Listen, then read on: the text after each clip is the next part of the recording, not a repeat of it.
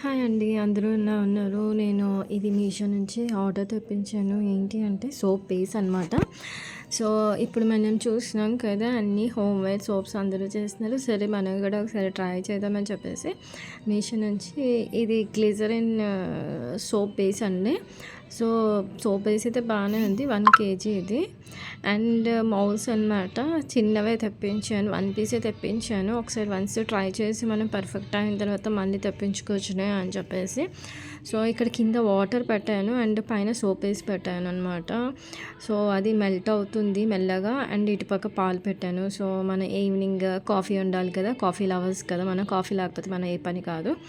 And soap కూడా మెల్లగా melt అవుతుంది. సో, నేను ఏం చేశాను అంటే సోప్ పేస్ట్లోకి బీట్రూట్, క్యారెట్ అండ్ ఇది ఏంటి అంటే కీరా, ఈ 3 కలిపి జ్యూస్ తీసుకున్నాను.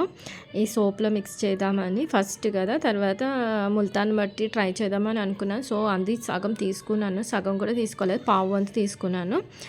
సో, ఇందులోని మిక్స్ అనేది పోసేసాను.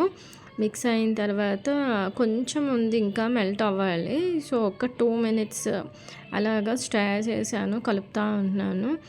కలిపి సో, అది కొంచెం మళ్ళీ పూర్తిగా అందులోకి కలిసిపోయినంత వరకు కలుపుతూనే ఉన్నానన్నమాట. సో, మా మమ్మీ అంటుంది అందులో ఇంకా ఏమంటారు అంటే ఆలోవెరా జెల్ కూడా ఏమన్నది. బట్ సరే ఫస్ట్ ఇవి చేద్దామని చెప్పేసి ఈ మూడిటికి సరిపడానే తీసుకున్నాను అనమాట. అది ఖాళీ ఉంచేసాను, ఫుల్ చేశాను. ఈ లోపల నా కాఫీ అయిపోయింది. అండ్ ఇదేం చేశానంటే ఇలా స్టోర్ చేశాను, ఫ్రిడ్జ్లో ఒక హాఫ్ అన్ అవర్ పెట్టాను. మళ్ళీ బయట తీసుకొచ్చేసి బయట పెట్టేశాను 24 అవర్స్. సో, మనకి మౌల్స్ అయితే ఇలా వచ్చాయి పడిపోయిన చేతిలోంచి. ఫ్రాగ్రెన్స్ అయితే ఏం లేదు, న్యాచురల్ సోప్స్ అనమాట. బీట్రూట్, క్యారెట్ అండ్ కీరా.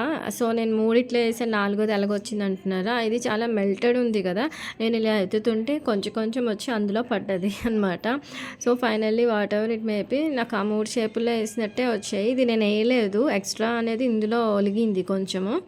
పర్లేదు, అది చాలా మెత్తగా ఉంది కదా, నేను ఫస్టే ప్లేట్ కింద పెట్టాల్సింది పెట్టలేదు. సో, ఇది అనమాట. సో